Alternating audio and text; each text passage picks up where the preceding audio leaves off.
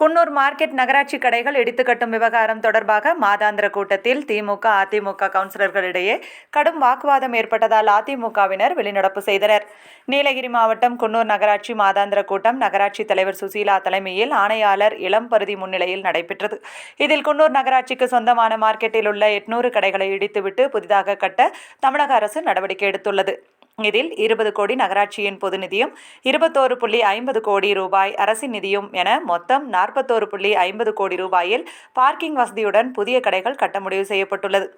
இந்த நிலையில் இன்று நடைபெற்ற மாதாந்திர கூட்டத்தில் அதிமுக கவுன்சிலர்கள் சரவணகுமார், குருமூர்த்தி, ராஜ்குமார், உமாராணி ஆகியோர் தற்போது மார்க்கெட் கடைகளை இடிப்பதாக கூறியுள்ள நிலையில் 19 கடைகளுக்கு ஏலம் விட நகராட்சி முடிவு செய்துள்ளது எனவும் கடைகள் இடிக்கும் நிலையில் மறு ஏலம் விடுவதற்கு காரணம் குறித்தும் கேள்வி எழுப்பினர்.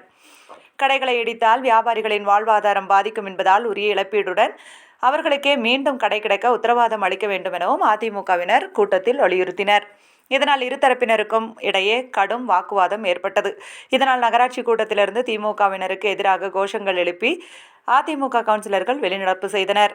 பின்பு பேசிய நகராட்சி ஆணையாளர் இளம்பருதி கூறும்போது, கடைகள் இடிக்கும் முன்பு தற்போதுள்ள வியாபாரிகளுக்கு தீயணைப்புத்துறை உள்ள இடம், உழவர் சந்தை அருகில் உள்ள இடம், இந்து அறநிலைத்துறையின் இடம் போன்ற பகுதிகளில் கடைகள் வைக்க நடவடிக்கை எடுக்கப்பட்டு வருகிறது. இந்த நிலையில் மார்க்கெட் பகுதியை இடிக்க 1.37 கோடி ரூபாய் நிதி ஒதுக்கீடு செய்யப்பட்டுள்ளது என தெரிவித்தார்.